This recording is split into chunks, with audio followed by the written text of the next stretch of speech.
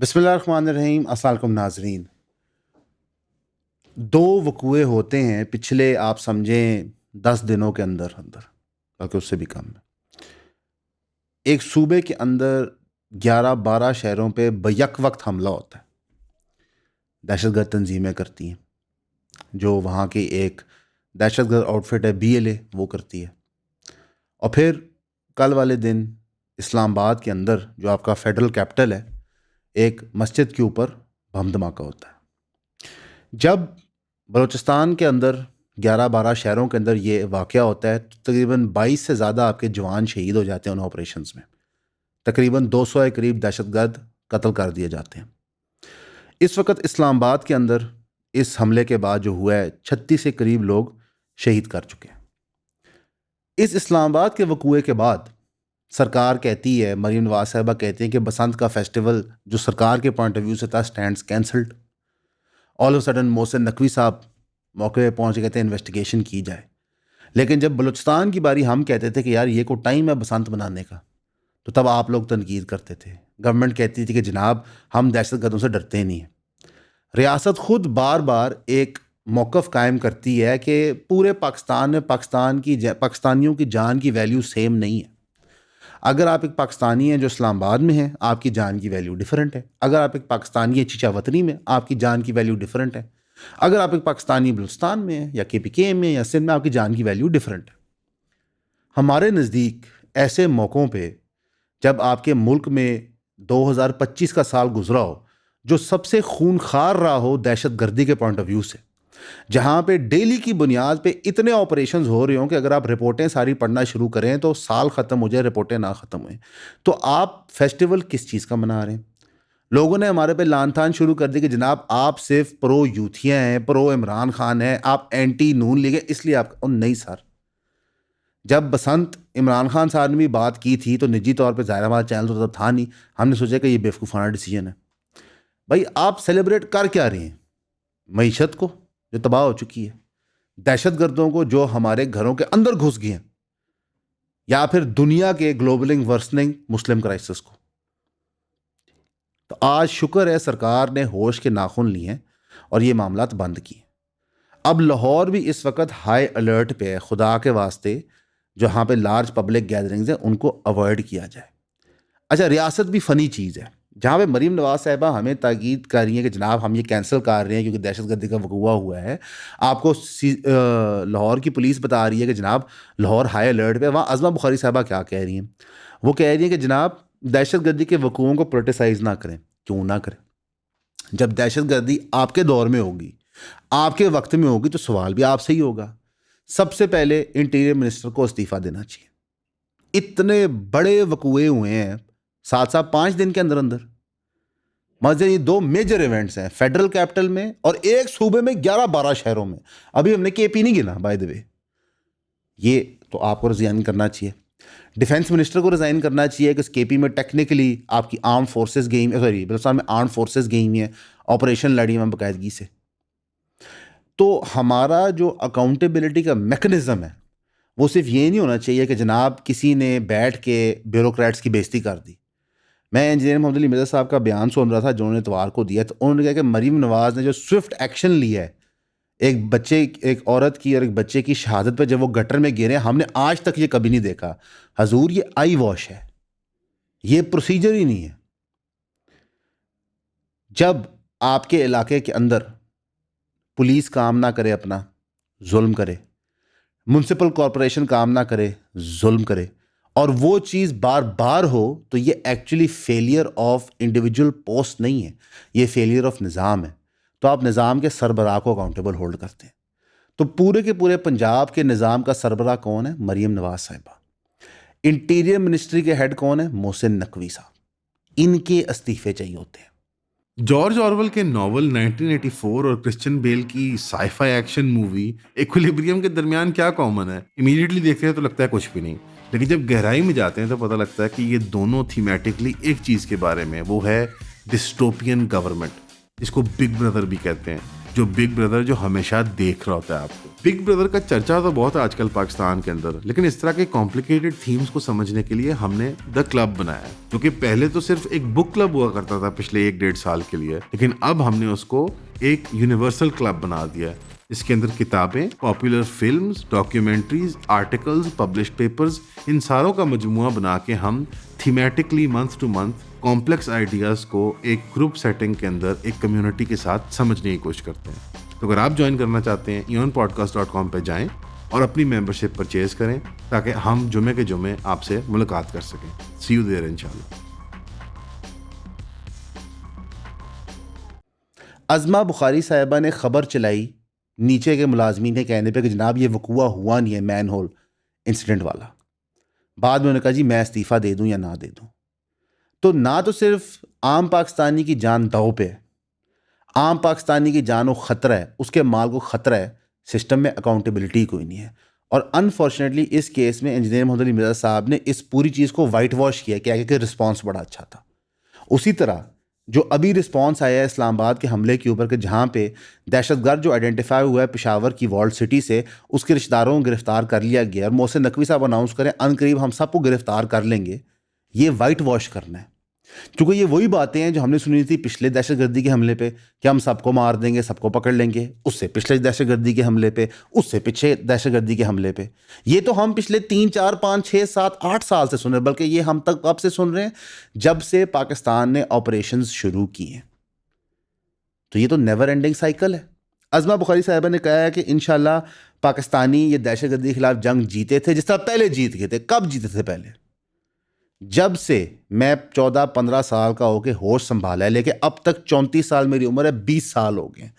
20 سال میں کوئی ایسا وقت نہیں ہے جہاں پہ دہشت گردی ہمارے ملک کا سب سے بڑا تھریٹ نہ ہو.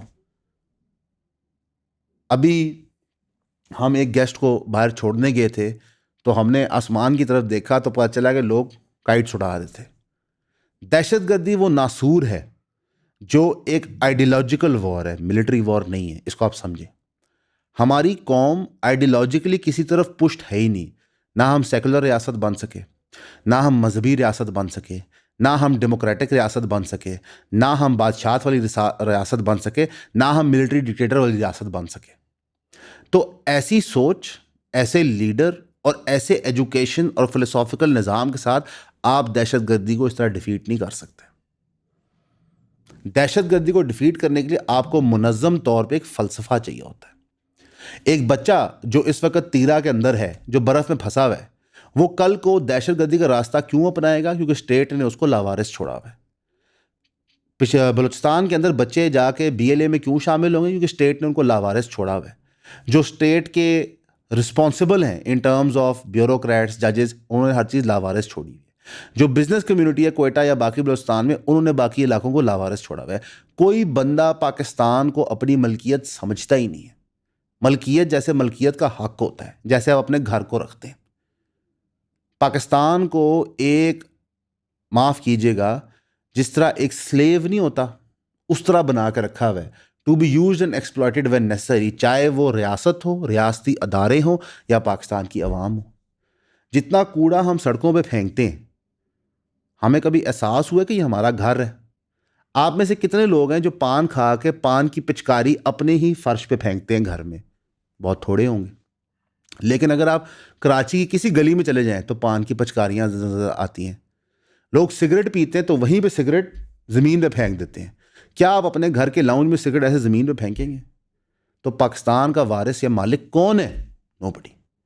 آپ بسنت کی بات کرتے ہیں, میں نے کہا تھا اور ہم نے بار بار ویڈیوز میں کہا تھا کہ ہمارے منہ میں خاک, اللہ نہ کرے کوئی وقوع ہو. پہلے دن صرف رپورٹڈ جو وقوعات ہوئے ہیں وہ 6 انجرڈ لوگوں کے, جہاں پہ چھوٹی بچی بھی تھی, بڑی عمر کا مرد بھی تھا, جوان لوگ بھی تھے. ایک بندہ چھت سے گر کے انجر ہو گیا. تو یہ کیا ملک ہے, یا یہ کیا لوگ ہیں, یا یہ کیا فلسفہ ہے؟ آپ تنقید کریں تو آپ کو لیبل کر جاتا ہے اینٹی نیشنل. ایمان مزاری, ہادی علی چٹھا سے 100 اختلافات ہو سکتے ہیں, لیکن وہ وکیل ہیں. 17 سال ان کو سزا مل گئی ہے. اور مین ہول میں گر کے شہید ہونے والے کے اوپر جن لوگوں نے میاں پہ ظلم کیا تھا, ان میں سے تو کسی کو 10 سال سزا نہیں ہوئی. ان کو یا معطل کیا گیا ہے یا پھر ان کی نوکریاں چلی گئی ہیں. تو کرمنل نیگلیجنس کا تو حساب ہی کوئی نہیں بیوروکریسی اور گورنمنٹ کی طرف سے، لیکن سزائیں ہوتی ہیں وکیلوں کو. اور اس سب کا فائدہ کون اٹھاتا ہے؟ دہشت گرد تنظیمیں. دہشت گرد تنظیمیں بار بار یہ پٹی اور پاٹ پڑھاتے ہیں اور ہم ریاستی اداروں سے ریکویسٹ کر رہے ہیں، ترلے لے رہے ہیں، ہمارے ہاتھ جڑے ہوئے ہیں کہ دہشت گردی کے ناسور کو ختم کرنے کے لیے سب سے پہلے ہمیں اپنا گھر صاف کرنا ہوگا، ہمارے لوگوں کے دماغ پاک کرنے ہوں گے. کس طرح؟ ان کے قتل کر کے نہیں، انہیں جیلوں میں بند کر کے نہیں، رول آف لا اسٹیبلش کر کے.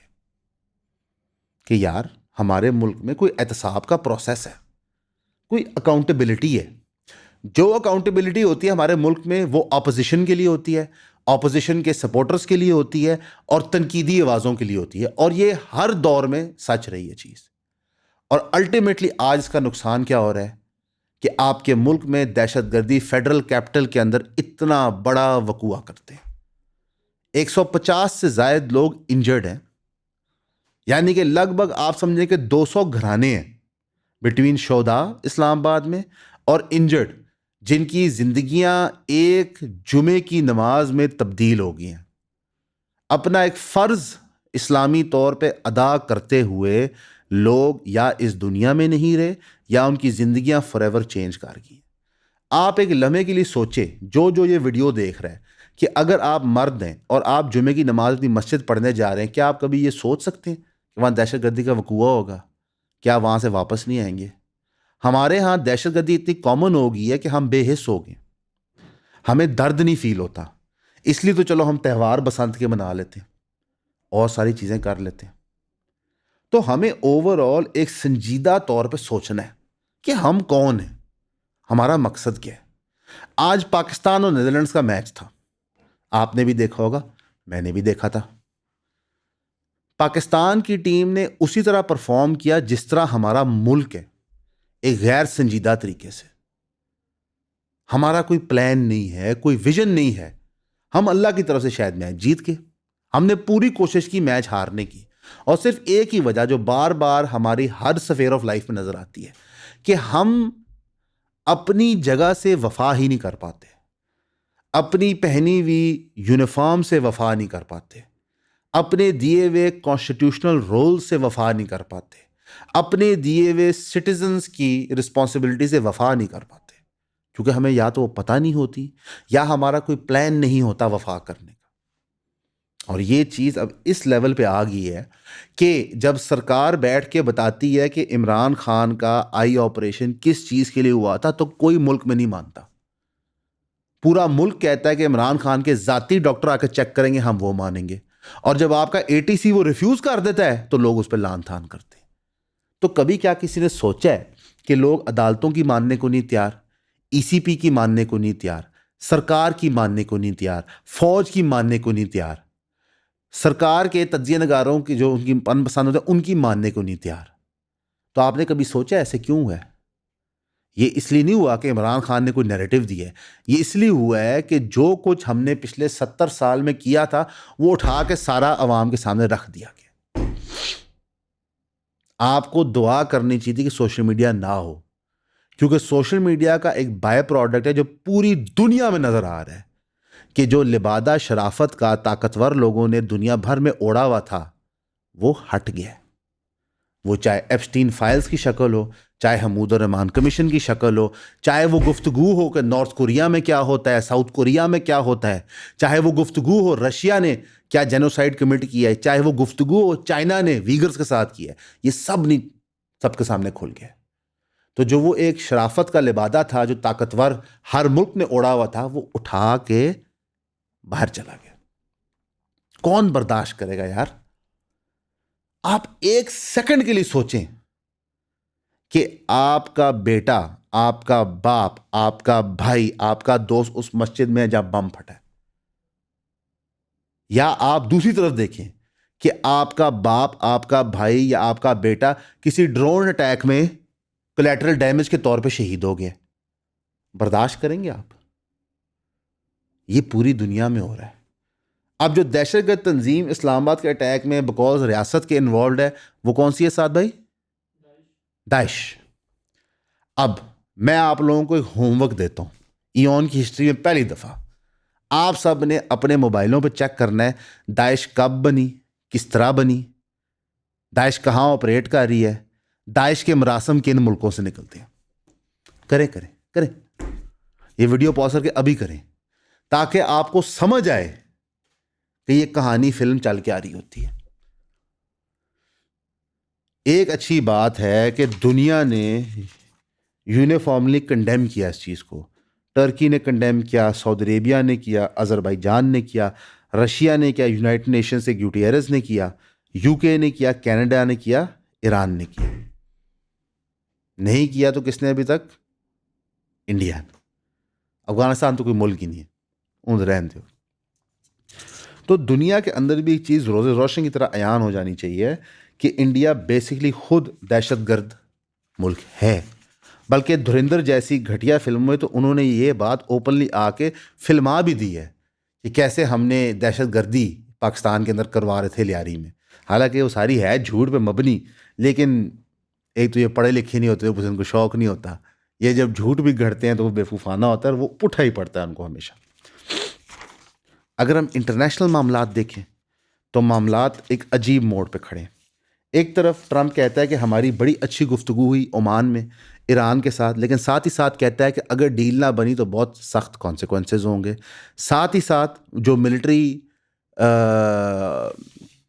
سپورٹ ہے اراؤنڈ ایران وہ اس کو انٹینسیفائی کر دیتا ہے, یعنی کہ بلڈ اپ کریٹ اور کر دیتا ہے وہاں پہ. ساتھ ہی ساتھ نیو سینکشنز اراؤنڈ کر دیتا ہے ایران کی ایکسپورٹس کے تیل کے پوائنٹ آف ویو سے, یعنی کہ جو ملک ایران کے تیل کا مال خریدے گا اس کے اوپر بھی لگیں گے اور ایران پہ بھی مزید لگیں گے عمان کی ٹاکس کے بعد.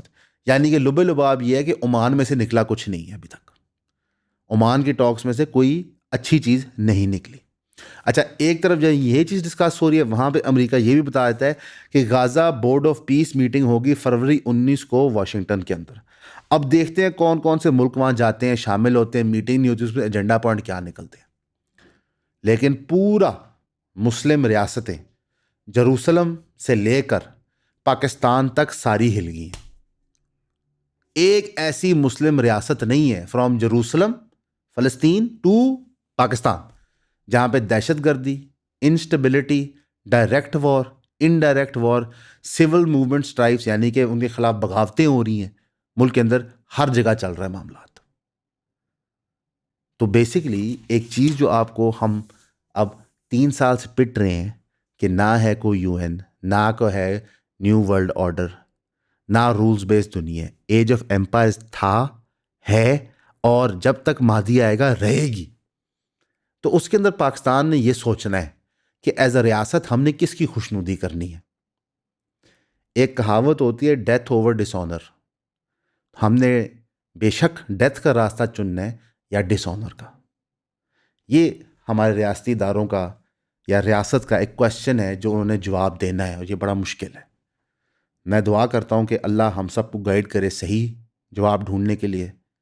ہم آنریبل لوگوں میں شمار کیے جائیں, نہ کہ ڈس آنریبل لوگوں میں ہم ضلالت اور رسوائی کی زندگی گزارتے رہیں, جہاں پہ چند لوگ, چند طاقتور لوگ ان ہر ملک میں دنیا کی لذتیں انجوائے کرتے رہیں. ہمارے لیے دعا کیجیے گا, ہم آپ کے لیے بھی کریں گے. ہمیشہ کی طرح آپ کا سننے کا شکریہ.